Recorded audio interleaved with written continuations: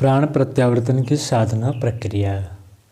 शांति कुंज हरिद्वार में चलने वाले प्राण प्रत्यावर्तन सत्रों का साधना क्रम इस प्रयोजन के लिए है कि प्राण का महाप्राण के साथ प्रत्यावर्तन आदान प्रदान संभव हो सके।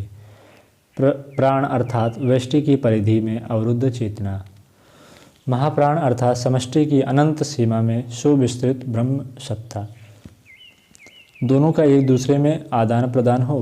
आत्मा अपने को परमात्मा में समर्पित करे और परमात्मा अपने आनंद अनुग्रह को भाव भरी आत्मीयता के साथ आत्मा पर बरसा दे। आत्मा अपनी क्षुद्रता का, स्वार्थ भरी संकीर्णता का परमात्मा में विसर्जन करे और परमात्मा उसे अपनी पत्नी के रूप में स्वीकार करके अपनी आनंद विभूतियों के आभूषणों से उसे सुसज्जित कर दे। व्यक्तिगत क्षुद्रता की बूंद को जिनने सामूहिकता के विशाल सागर में घुलाया है, वे ही तो महामानव, देवदूत और ऋषि कल्प कहलाने के अधिकारी हुए हैं। अभावग्रस्त, दुख, दैन्य की तुच्छता का अनंत और असीम के साथ अपना संबंध जोड़ लेना और विराट के ब्रह्मलोक से टपकने वाले अमृत का रसास्वादन करना, यही है आध्यात्मिकता का सार, ब्रह्म विद्या का उद्देश्य और प्राण प्रत्यावर्तन साधना क्रम का प्रयोजन। प्रस्तुत योजना के अनुसार यह साधना क्रम 4 दिन चलता है। यूँ एक दिन पूर्व आना, व्यक्तिगत परामर्श करने, 4 दिनों की कार्य पद्धति को समझने के लिए तथा एक दिन अंत में हरिद्वार, ऋषिकेश आदि जाना हो अथवा कुछ विशेष परामर्श करना हो तो उसके लिए है। इन आगे पीछे के 2 दिनों को भी गिन लें तो कुल मिलाकर 6 दिन के लिए साधक लोग यहाँ आते हैं। अपने एकांत कोठरी में एकाकी रहते हैं। 4 दिन में 6 घंटे साधना करनी पड़ती है। 1 घंटा मध्याह्न बौद्धिक प्रवचन द्वारा आत्मबोध की शिक्षा दी जाती है और सायंकाल 1 घंटा भावगीतों द्वारा अंतःकरण में उच्च स्तरीय उत्कृष्टता को उमगाया जाता है। 6 घंटे साधना, 2 घंटे प्रशिक्षण, इस प्रकार 8 घंटे नियमित और अनुशासित कार्यक्रम रहता है। दिनचर्या ऐसे सुगठित है कि फौजी अनुशासन का पालन करने वाले ही उसमें फिट बैठते हैं। अस्त व्यस्तता के आदि लोगों को अड़चन पड़ती है, इसलिए उन्हें पहले ही ठोंक बजा लिया जाता है कि यदि साधनारत तपस्वी के उत्तरदायित्व निभा सकें तो ही यहाँ रहे। धोती कुर्ते की पोशाक निश्चित है, पैंट पजामा नहीं चलता। साधना वाली 4 दिनों में प्रत्येक साधक को शांति कुंज की सीमा मर्यादा में ही रहना पड़ता है, बाहर निकलने की छूट नहीं है। सीता जी की सुरक्षा के लिए जिस प्रकार लक्ष्मण रेखा खींची गई थी, लगभग वैसी शांति कुंज की सीमाएं प्रतिबंध रेखा बन जाती है। साधना प्रक्रम में उत्कृष्ट भावनाओं का सघन समावेश प्रत्यावर्तन साधना की अपनी विशेषता है। इन दिनों हर साधक को अंतर्मुखी रहना पड़ता है। घर गृहस्थी और काम धंधों की चिंता करने से मन को मुक्त रखने तथा अनावश्यक चर्चाएं तथा हलचलें न करने के लिए कहा जाता है, ताकि आत्मचिंतन, आत्मसुधार, आत्मनिर्माण एवं आत्मविकास की दृष्टि से बनाया गया कार्यक्रम शांतिपूर्वक सुचारू रूप से चल सके। उपासना को केवल लकीर पीटने की तरह मात्र कर्मकांड स्तर पर पूरा नहीं किया जाता, वरन उसके साथ जिस भावोत्कर्ष का संबंध है उसे अधिकाधिक प्रखर बनाने पर जोर दिया जाता है। यही कारण है कि साधकों की मनःस्थिति इन दिनों उच्चस्तरीय भाव भूमिका में अवस्थित रहती है और वे किसी शांति लोक में निवास करने का अद्भुत आनंद जीवन में पहली बार मिला अनुभव करते हैं। उपासना पद्धति में शिथिलीकरण मुद्रा, उन्मनी मुद्रा, खेचरी मुद्रा, गायत्री जप, सोहम साधना, बिंदु योग, आत्माराधन, तत्वबोध, नाद योग के 9 साधना क्रमों का समावेश है। उनके चमत्कारी लाभ भी असीम हैं। उन्हें अपनाकर भौतिक सिद्धियों और आत्मिक विभूतियों का पथ प्रशस्त होना स्वाभाविक है। यह आगे का प्रशिक्षण है। 4 दिवसीय साधना पद्धति का अंतःकरण की भाव भूमिका को उच्च स्तरीय बना देना ही प्रधान लक्ष्य है। यह पूरा होने पर प्रगति पथ के अन्य समस्त अवरोध स्वतः दूर हो जाते हैं। आत्मशोधन की प्रक्रिया विगत जीवन के पापों को स्मरण करने और बताने, प्रायश्चित करने और भविष्य में पुनः भूलों को न दोहराने का निश्चय करने से आरंभ होती है। प्रत्यावर्तन का यह प्राथमिक और आवश्यक चरण है। पहले दिन जब साधक आते हैं तो उनसे यह सब पूछ लिया जाता है, साथ ही व्यक्तिगत समस्याओं पर भी उसी दिन आदान प्रदान परामर्श कर लिया जाता है। ये 2 कार्य प्रथम दिन ही पूरे हो जाते हैं ताकि 4 दिन बिना स्तर का परामर्श किए हुए आवश्यक साधना क्रम पर मन एकाग्र रखा जा सके। साधना क्रम को सामान्य शौच, स्नान, भोजन, विश्राम के अतिरिक्त 6 घंटे का रखा गया है। शारीरिक श्रम 8 घंटे, मानसिक श्रम 7 घंटे और आध्यात्मिक श्रम 6 घंटे की संतुलित मर्यादा निर्धारित है। उसी के अनुरूप साधना की अवधि नियत की गई है। यो मध्याह्नकालीन 1 घंटे का प्रवचन और सायंकालीन 1 घंटे का भाव गान भी जोड़ दिया जाए तो यह अवधि 8 घंटे भी गिनी जा सकती है। हर साधक को हर दिन 15 मिनट व्यक्तिगत परामर्श के लिए एकांत अवसर मिलता है। इसके अतिरिक्त होने से उसे 7.25 घंटे भी गिना जा सकता है। शेष समय यूँ तो सामान्य दिनचर्या के लिए है, पर उसमें उच्च स्तरीय सतोगुणी हल्की फुल्की स्वेच्छाचर्या को ही जोड़कर रखा गया है। सामान्य दिनचर्या इस प्रकार विभाजित है। पहला, प्रातःकाल 4 बजे उठना। दूसरा, 4 से 5 तक शौच स्नान। तीसरा, 5 से 6:30 तक साधना का प्रथम सोपान। चौथा, 6:30 से 7 तक जलपान। पाँचवा, 7 से 7:30 तक वस्त्र धोना सफाई व्यायाम। छठा, 7:30 से 10 तक साधना का द्वितीय सोपान। सातवां, 10 से 10:30 तक भोजन। आठवां, 10:30 से 1:30 तक विश्राम स्वाध्याय मनन चिंतन। नौवां, 1:30 बजे से 2:30 बजे तक प्रवचन। 10वां, 2:30 बजे से 3 तक जलपान। 11वां, 3 से 5 तक साधना का तृतीय सोपान। 12वां, 5 से 5:30 तक शौचादि। 13वां, 5:30 से 6 तक भोजन। 14वां, 6 से 7 तक टहलना। 15वां, 7 से 9 तक भाव संगीत। 16वां, 9 से 4 तक शयन। मध्याह्न 10:30 से 1:30 बजे तक और सायं 5 से 7 बजे तक की अवधि में हर दिन व्यक्तिगत परामर्श के लिए प्रत्येक साधक को एकांत समय मिलता रहता है। साधना के लिए जो 3 सोपान निर्धारित है उनमें 10 सूत्री क्रियाकलापों का समावेश है, जिनकी संक्षिप्त रूपरेखा इस प्रकार है।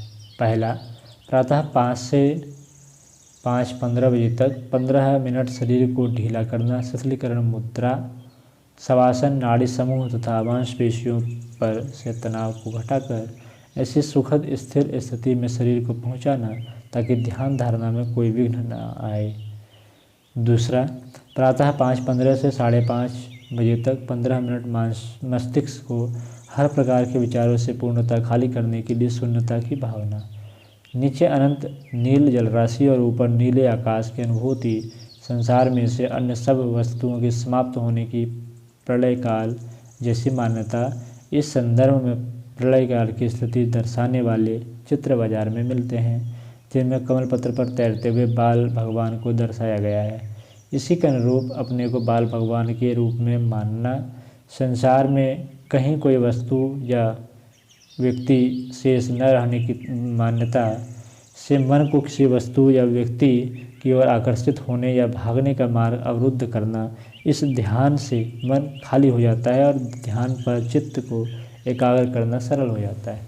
तीसरा, प्रातः 5:30 से 6:30 बजे तक 1 घंटा खेचरी मुद्रा, जिह्वा को लटकर तालू से लगाना, ब्रह्मरंध्र से अमृत टपकने एवं उसका रसास्वादन होने की अनुभूति, उल्लास और आनंद पर चित्तवृत्तियों का केंद्रीकरण, दिव्य लोकों में उभरने वाले उच्च स्तरीय अनुदानों का परामर्श प्रोत्साहन की ध्यान धारणा, भौतिक जगत में पाए जाने वाले विषयानंद से भिन्न स्तर के ब्रह्मानंद का अनुभव स्फुरण।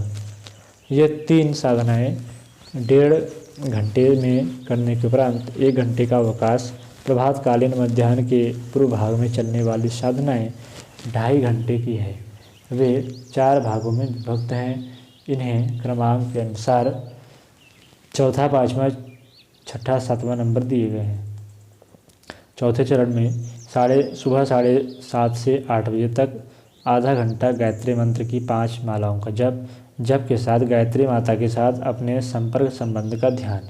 आए समय अपने को टट्टी जैसी मलिनताओं से सने एक बालक की दृष्टि में देखना और गोदी में लेने की आग्रह को माता द्वारा ठुकराया जाना।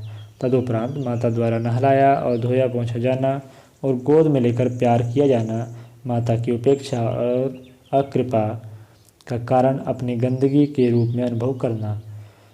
स्नान कराने, धोए पोछे जाने के रूप में अपनी दुर्भावनाओं और दुष्प्रवृत्तियों को समझना। विश्वास करना कि ईश्वरीय अनुदान की प्राप्ति के लिए अश्लीलताओं से मुक्ति पाना आवश्यक है। जबकि उपरांत जल कलश से सूर्य को अर्पित जल को अपने प्राण का प्रतीक मानना और उसे महाप्राण के प्रतिनिधि सूर्य के चरणों में समर्पण उत्सर्ग करने की भावना। सूर्य अर्घदान गायत्री जब की भावभरी पूर्ण होती है, उसे समुचित संवेदना एवं अनुभूति के साथ धीरे धीरे सूर्य के सम्मुख उपस्थित होकर संपन्न करना चाहिए। यज्ञ में जिस प्रकार बूंद बूंद घी अग्निकुंड में टपकाकर उसकी वसुधारा प्रक्रिया संपन्न की जाती है, उसी स्तर दैनिक साधना में सूर्य अर्घदान का अनुभव करना है। 5वां चरण है 8 से 8:45 बजे तक पौन घंटा बिंदु योग त्राटक साधना। प्रकाश देव को 5 सेकंड खुली आंख से देखना, आंखें बंद करना और उस प्रकाश को भ्रूमध्य भाग में ज्योतिर्मय देखना। यह क्रम बार बार 15 मिनट तक करना। इसके उपरांत अधखुले नेत्रों से ज्ञान मुद्रा में अवस्थित होकर यह अनुभव करना कि भ्रूमध्य भाग के तृतीय नेत्र स्थान पर प्रकाश विद्यमान है और उसकी आभा शरीर के मस्तिष्क के अंग प्रत्यंग को आलोकित कर रही है। शरीर के अंतर्गत हृदय, फुफ्फुस, आमाशय, आंतें, यकृत, वृक्क, रक्त, मांस, अस्थि, त्वचा आदि अवयवों तथा नेत्रकान, जिह्वा, नाक, जनेंद्रिय आदि इंद्रियों में प्रकाश का आलोक भरा पूरा देखना। मस्तिष्क के भीतर यही प्रकाश मन, बुद्धि, चित्त, अहंकार के अंतःकरण चतुष्टय में समाविष्ट देखना। कण कण और रोम रोम में प्रकाश स्वरूप दिव्य सत्ता को अपने में ओतप्रोत इस साधना द्वारा अनुभव किया जाता है। तमसो माँ ज्योतिर्गमय की प्रेरणा को इस बिंदु योग या प्रत्यक्ष अनुभूति का स्वरूप दिया जाता है।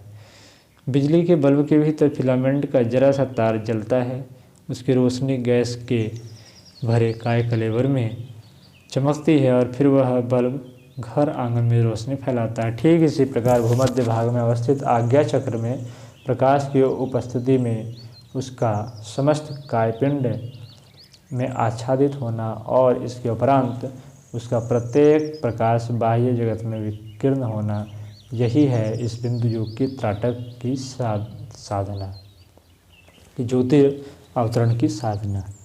यह ज्योति मात्र रोशनी नहीं वरन दिव्य आलोक की प्रतिनिधि है। इसके माध्यम से शिव की जटाओं में आकाश से उतरने वाली ज्ञान गंगा का मस्तिष्क पर स्थापित चंद्रमा जैसी अनुभूतियों का अवसर और आभास मिलता है। ये मात्र कल्पनाएं नहीं हैं।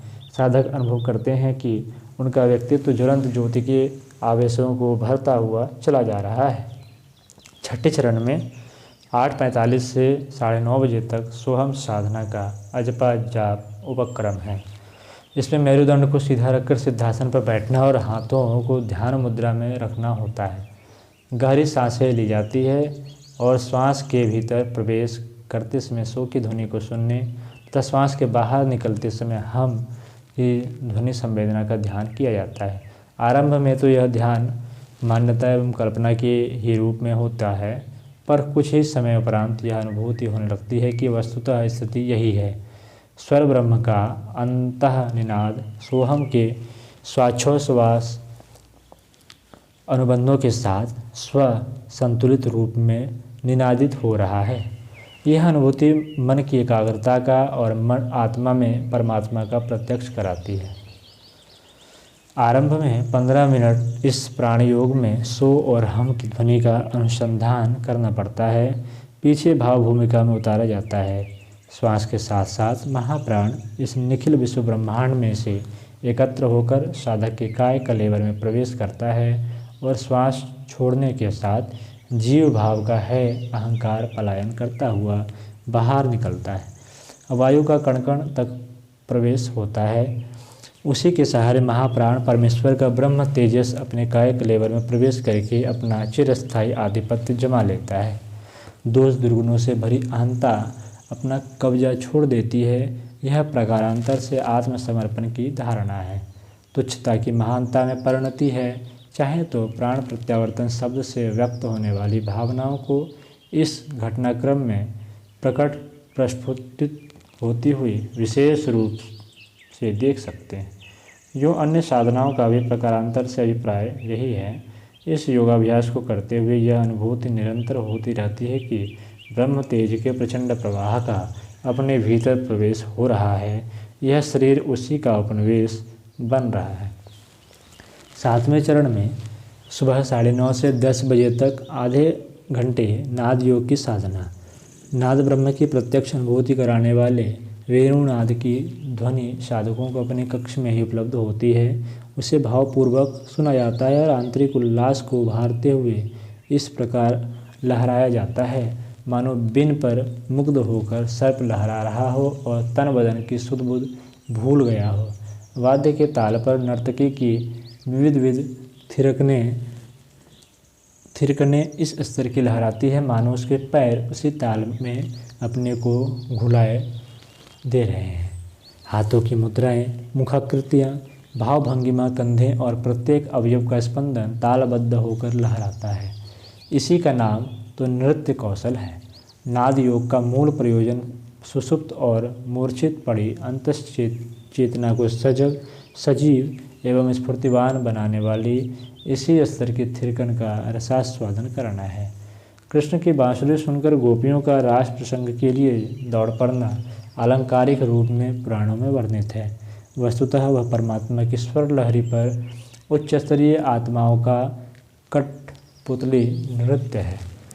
रास का मर्म यही है कि ब्रह्म प्रेरणा के अनुरूप भावनाओं और क्रियाओं की गोपियाँ समर्पण का भाव नृत्य करने लगें और लोकापवाद एवं लोक प्रशंसा की बात को ताक पर उठाकर रख दें। स्पष्टतः ब्रह्म पारायण परमार्थ पथ के पथिक लोक संपदाओं की ओर आकर्षित नहीं होते, अतएव भौतिक वैभव भी इतनी मात्रा में इकट्ठा नहीं होने पाता जिसकी भीड़ चलने वाला विवेकहीन जन समूह अथवा संबद्ध परिवार का परिकर प्रशंसा कर सके।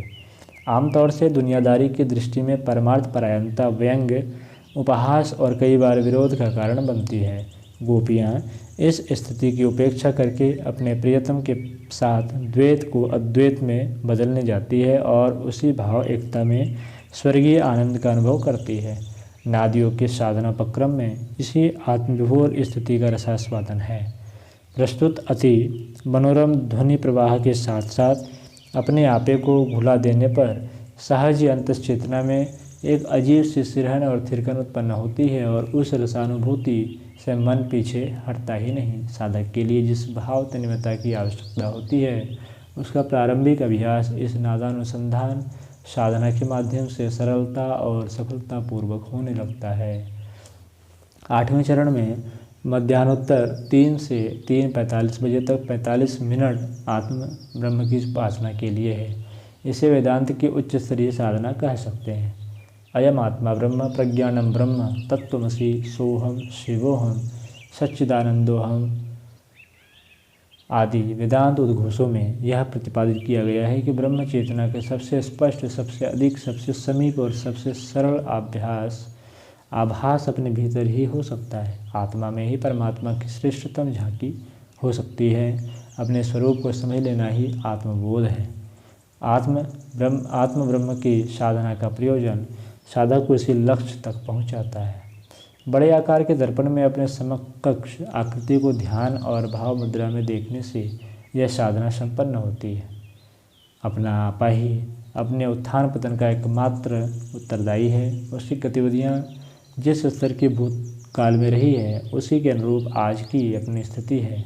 उद्धार और उत्थान का कभी सौभाग्य मिला तो उसके लिए भी एकमात्र अवलंबन अपना आपा ही होगा। दूसरों का सहयोग तो इसी चुंबकत्व से आकर्षित होकर यत्किंचित मात्रा में सहायता करने के लिए उपलब्ध होगा। अपने शत्रु और मित्र पतन में धकेलने वाले और उत्थान के साधन संजोने वाले हम स्वयं ही हैं। इस तथ्य को जितनी गहराई तक समझा जा सकेगा आत्मबोध की विभूति उतनी ही मात्रा में हस्तगत होगी। दर्पण में अपनी मुखाकृति आरंभ में इस दृष्टि से देखी जाती है कि उसी की भूलों और दुष्टताओं के कारण अपने को दुर्दशाग्रस्त रहना पड़ा। यदि उसकी रीति नीति उपयुक्त रही होती तो निसंदेह आज अपना स्तर महामानवों जैसी उच्च स्थिति में कब का पहुँच गया होता। अभावों और दुर्भाग्यों के लिए अपनी उसकी भर्त्सना की जा सकती है जिसे दर्पण में अपने सामने बैठा देखते हैं। अपनी आकृति का दूसरा पक्ष दिख जाना चाहिए। ईश्वर की सर्वोत्तम कलाकृति यही है।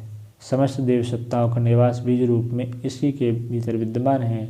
आत्मकल्याण का जीवन लक्ष्य पूरा कर सकने की भरपूर सामर्थ्य इसी सत्ता के भीतर भरा पड़ा है।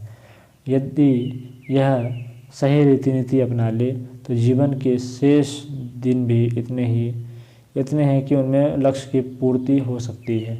इसके बदलते ही सारी परिस्थितियां बदल सकती है। अपना स्टेप यही है, सद्गुरु की भूमिका निभा सकने वाला इसके अतिरिक्त और कोई नहीं। यही अपने आप में बदलकर आत्मा के परमात्मा में आत्मा को यही अपने आप को बदलकर आत्मा के परमात्मा में बदल जाने वाले शास्त्रीय प्रतिपादन को अक्षरशः सत्य सिद्ध कर सकता है। इसलिए भावना अनुरोध और आग्रह इसी से किया जा सकता है। वंदन और स्तवन इसी का करना उचित है, ताकि इसके अनुग्रह से अपना बेड़ा पार हो सके और नरक के क्षण भर में स्वर्ग के रूप में परिवर्तित देखा जा सके। आत्मदेव की उपासना का दर्पण के माध्यम से जो उपक्रम किया जाता है, उसमें आत्मज्ञान की, आत्मबोध की वे सभी भावनाएं विद्यमान हैं जिन्हें आत्मकल्याण का एकमात्र साधन तत्वदर्शी मनीषियों ने ब्रह्म विद्या के प्रत्येक प्रशिक्षण के साथ बताया समझाया है। 9वें चरण में 3:45 से 4:30 बजे तक पौन घंटा तत्वबोध साधना यथार्थ का ज्ञान, शरीर और आत्मा का, प्रकृति और पुरुष के पृथक्करण का दर्शन, चेतना का माया में अत्यधिक घुल जाना, इसी का नाम बंधन है। समस्त प्रवृत्तियाँ और दुष्प्रवृत्तियाँ यहीं से उत्पन्न होती है। समुद्र के जल में पानी और नमक घुल जाता है, फिर वह किसी काम का नहीं रहता, कोई उसे पीता नहीं। पर यदि पानी और नमक अलग कर दिए जाएं तो पानी भी काम का ही हो जाएगा और नमक को भी उपयोग में लाया जा सकेगा। ठीक इसी प्रकार आत्मा के शुद्ध स्वरूप और उसके काय कलेवर को अलग करके देखा जाए तो दोनों का यथार्थ स्वरूप, पारस्परिक संबंध, कर्तव्य एवं स्वार्थ का पृथक्करण हो सकता है। इसी विवेक दृष्टि को ऋतंभरा प्रज्ञा, भूमा आदि नामों से पुकारा गया है।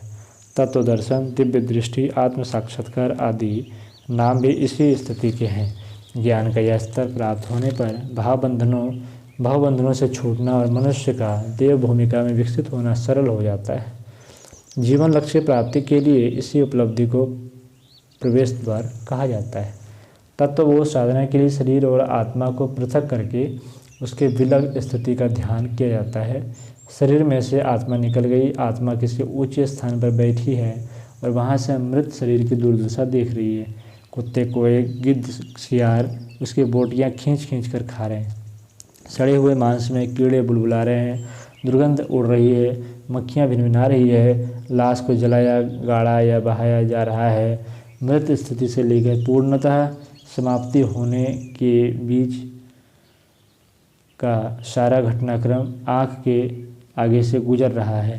आत्मा अलग बैठी ये सब देखती है कि इसी उपकरण परिधान को उसने अपना स्वरूप मानकर भूल नहीं की। लक्ष्य प्राप्त करने के लिए अनंत योनियों में भटकने के बाद तो एकमात्र अवसर मिला था, उसे इस शरीर की वासना और मन की तृष्णा के लिए बर्बाद नहीं कर दिया गया।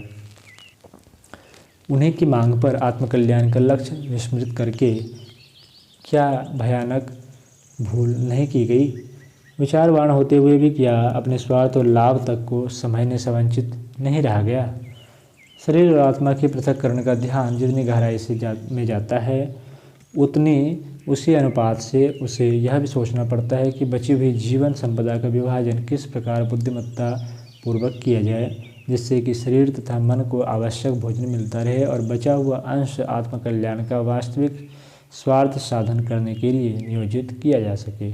इस आधार पर इसी अवधि में यह भी योजना बनाई जाए कि इस शरीर और मन की उनकी वास्तविक और न्यूनतम आवश्यकताओं को पूरा करते हुए बची हुई क्षमता को किस प्रकार आत्मकल्याण के प्रयोजनों में नियोजित किया जाए। कहना न होगा कि मृत्यु की यथार्थता समझना ही जीवन की यथार्थता को समझना है। दोनों के लिए कर्तव्यों की सीमा निर्धारित कर देने से जीवन के सदुपयोग की श्रेष्ठतम कार्य पद्धति निर्धारित हो जाती है। मृत्यु को शिव का स्वरूप माना गया है और महाकाल के रूप में ब्रह्मा और विष्णु को, उत्पादन और अभिवर्धन के रूप में मरण के अंतिम पटाक्षेप को निरंतर समझने और तदनुकूल रीति नीति निर्धारित करने का निर्देश दिया गया है। तत्वबोध की साधना इसी प्रयोजन को पूरा करती है।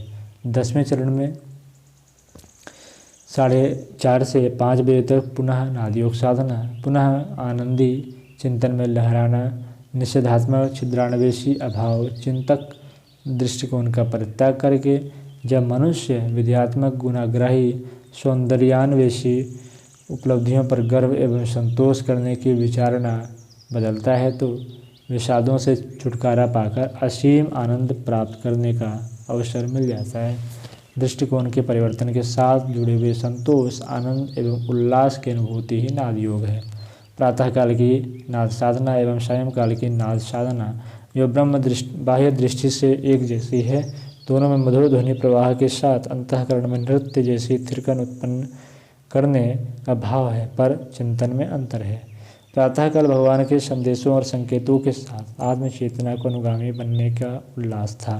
सायंकाल में दृष्टिकोण के परिष्कार के साथ साथ सर्वत्र अनंत सौंदर्य एवं संतोषपादक वातावरण की अनुभूति का आनंद। इस प्रकार प्रातःकालीन नाद साधना के साथ जुड़े हुए आनंद को सत्संग अंतरंग और सायंकालीन को बहिरंग कह सकते हैं। इस प्रकार प्रातःकालीन नाद साधना के साथ जुड़े हुए आनंद को अंतरंग और सायंकालीन को बहिरंग कह सकते हैं। दोनों परस्पर एक दूसरे के पूरक हैं। इस प्रकार 10 सूत्री साधना पद्धति के साथ बहिरंग क्रियाकलाप को, साधना उपक्रम को, भाव सागर को उत्कृष्टतम स्थिति तक पहुंचाने का आधार समझा जा सकता है।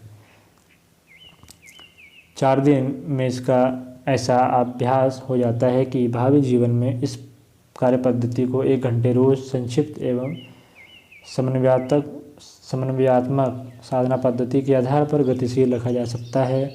4 दिन में पूर्णता तक तो कैसे पहुंचा जा सकता है, पर भविष्य में बिना भूल भटकाव के, बिना अवरोध व्यवधान के इस साधना क्रम को जारी रखा जा सकता है और पूर्णता के लक्ष्य तक पहुंचा जा सकता है। प्रत्यावर्तन साधना क्रम की यह रूपरेखा जितनी सरल है उतनी ही महत्वपूर्ण भी। जिन्हें इस उपक्रम का लाभ मिल रहा है, निश्चित रूप से वे सर्वतोमुखी प्रगति के पथ पर द्रुत गति से अग्रसर हो रहे हैं।